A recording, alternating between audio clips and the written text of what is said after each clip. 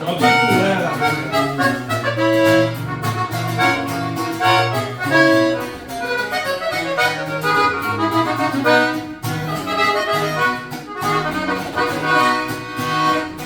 rancho de Vizcaíno y todita su comarca, la guarida preferida del temible de la vaca, al que le ponía su mano siempre dejaba su marca.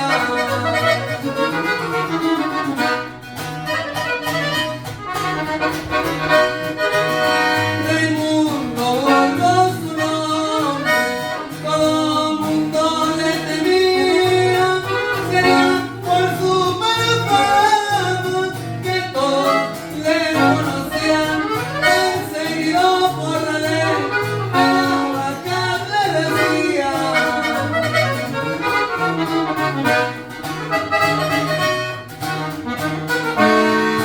Muy temprano